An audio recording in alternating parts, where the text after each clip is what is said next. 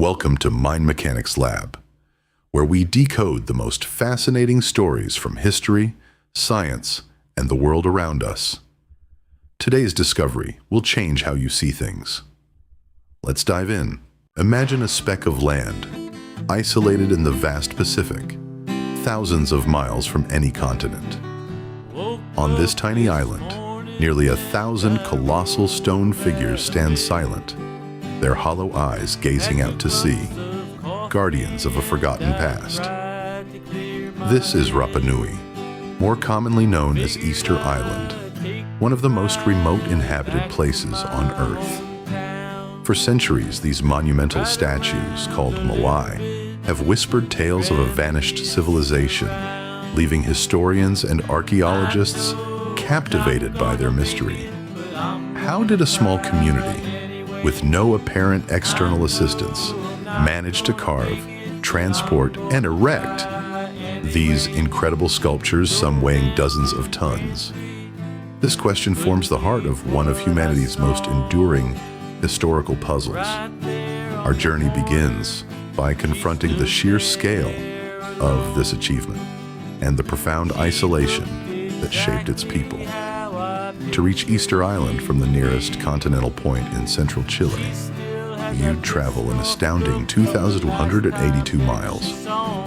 Even the closest inhabited island, Pitcairn, with its mere 50 residents, lies 1,180 miles away.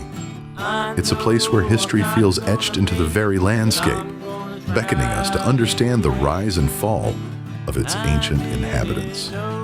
The sheer ambition required to create these nearly 1,000 extant Moai on such a distant outpost is almost unfathomable. It's a testament to human ingenuity and resilience, but also a stark reminder of the fragile balance between ambition and survival. Before the Moai stood sentinel, there was the arduous journey. The Rapa Nui people, considered Southeast Polynesians, were intrepid navigators, venturing into the unknown reaches of the Pacific. Oral traditions vividly recount the island's first settlement, a two-canoe expedition led by the chief Hotmatua and his seasoned captain, Tu'uko Iho. Their origin, according to these tales, was Marae Renga, or Marae Toi Hao, often associated with the distant Cook Islands. The journey itself was inspired by a dream, Haumaka's vision of a far-off country, a potential refuge. Hotumatua saw it as a worthwhile escape from a neighboring chief, having already suffered 3 defeats. Upon their arrival, they found just one lone settler, Nga Tavake Aotearoa. After a brief stay at Anakina, the colonists fanned out across the island, establishing their new home. It was here that Hotu's heir, Tu'umaheke, was born, cementing their lineage on this new land. And it's Tu'uko Iho, the captain, who is credited in legend with bringing the statues, and remarkably, causing them to walk. While many researchers once cited evidence for their arrival around the year 800, a 2007 study provided compelling evidence suggesting their arrival was closer to 1200. This foundational journey set the stage for everything that followed. With the arrival of the first settlers, a new chapter for Rapa Nui began, one marked by an explosion of artistic and engineering prowess. The Rapa Nui people developed a thriving and industrious culture, entirely self-sufficient on their isolated world. The most striking manifestation of this culture, of course, are the Moai. These nearly 1,000 monumental statues are not just impressive for their size and number, but for the sheer dedication and organization required to create them. We often picture them standing, but they were carved from volcanic rock in quarries, primarily Rano Raraku, before being painstakingly moved across the landscape to coastal platforms called ahu. While the exact methods of transport remain a subject of debate, the legend of Tu'uko Iho causing them to walk hints at an ingenious, perhaps rocking, technique.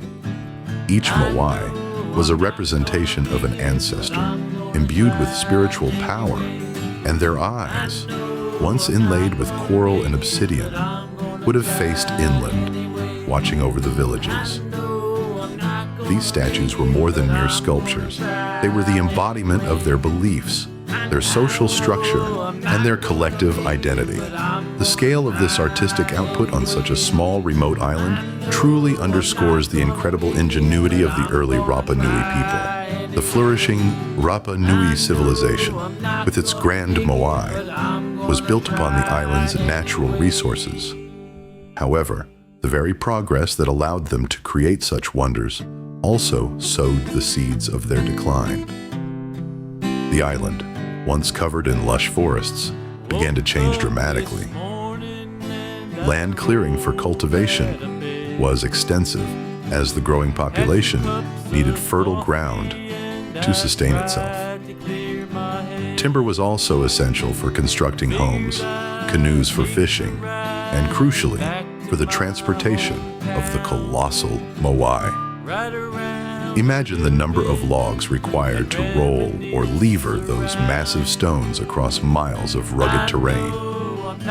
Compounding this environmental pressure was an unwitting accomplice, the Polynesian rat. Introduced accidentally by the early settlers, these rodents proliferated rapidly, devouring seeds and young saplings, severely hindering the forest's ability to regenerate. The combination of land clearing and the impact of the Polynesian rat led to gradual but relentless deforestation. This ecological transformation slowly eroded the very foundation of their society, making resources scarcer and life more precarious. The island that had once supported a thriving culture was becoming a stark, treeless landscape. For centuries, the Rapa Nui lived in splendid isolation, their only contact with the outside world a distant memory of their ancestral voyagers. But this changed dramatically on Easter Sunday, April 5th, 1722.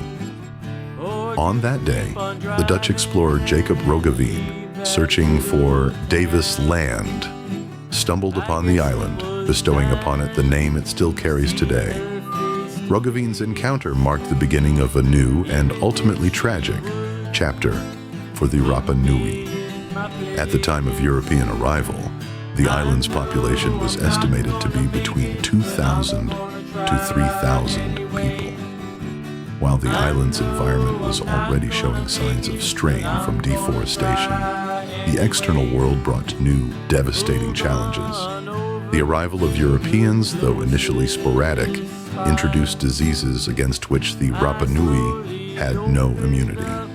Smallpox, tuberculosis, and other foreign pathogens began to sweep through the population, initiating a rapid decline. This first contact, a moment of curious observation for Roggeveen, was the initial tremor of a catastrophic series of events that would soon decimate the island's unique civilization, far beyond the environmental stresses already in play.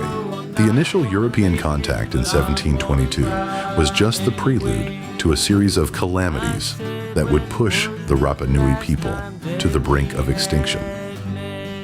The most brutal blow came in the 1860s with devastating Peruvian slave raiding expeditions. Ships arrived, seizing hundreds of islanders, including much of the Rapa Nui leadership and skilled artisans to be exploited for labor in Peru's guano mines. The few who survived the horrific conditions and were eventually repatriated inadvertently carried new diseases back to the island, accelerating the population's collapse. This, combined with the earlier introduction of European diseases, created a demographic catastrophe. On top of these horrors, many Rapa Nui, facing immense hardship and uncertainty on their home island, chose to emigrate to other islands, such as Tahiti, further depleting their numbers. The cumulative effect was staggering. By 1877, the once vibrant population, estimated at 2,000 to 3,000 at Roggeveen's arrival, had dwindled to a mere 111 native inhabitants. This period represents one of the darkest chapters in the island's history, a stark reminder of the devastating impact of colonialism and exploitation. From the brink of extinction, the Rapa Nui people began a slow, arduous journey towards recovery and the reclamation of their identity. In 1888, Chile officially annexed Easter Island, bringing it under new administrative control. While this period brought stability, it also meant further integration into a larger national entity. Decades later, a significant milestone was reached in 1966 when the Rapa Nui were granted Chilean citizenship, a crucial step towards political recognition and rights. More recently, in 2007, the island gained the constitutional status of special territory, acknowledging its unique cultural and geographical position within Chile. Administratively, Easter Island today forms a single commune, Isla de Pascua, within the Valparaiso region. The island's population has slowly recovered and diversified. The 2017 Chilean census registered 7,150 people residing on the island. Significantly, 3,512 individuals, or 45% of the total population, identified as Rapa Nui. This growing presence signifies a resurgence of the indigenous culture, language, and traditions, demonstrating a powerful resilience in the face of centuries of adversity. The island, once a symbol of collapse, is now a testament to enduring cultural identity. Easter Island, or Rapa Nui, stands as a profound testament to both the heights of human achievement and the depths of environmental and societal vulnerability. From the initial Polynesian journey led by Hotu Matua to the creation of nearly 1,000 enigmatic Moai, the early Rapa Nui forged an extraordinary civilization in the most isolated corner of the world. Yet their story is also a cautionary tale. The gradual deforestation, driven by their own industrious culture and exacerbated by the Polynesian rat, demonstrates the delicate balance between progress and ecological sustainability. Then came the external shocks, the European diseases, the brutal Peruvian slave raids of the 1860s, and forced immigration, which collectively decimated their population to a mere 111 native inhabitants by 1877. Today, with its special territory status and a vibrant Rapa Nui community, the island looks to the future while cherishing its past. The Moai still stand, silent sentinels, now guardians not just of ancestors but of the lessons learned. They remind us that even in the most remote places, human choices, both collective and individual, can shape the destiny of an entire civilization, echoing across centuries. Thanks for watching. If you enjoyed this story, hit that subscribe button. New discoveries every Tuesday and Friday. Until next time, keep questioning, keep exploring.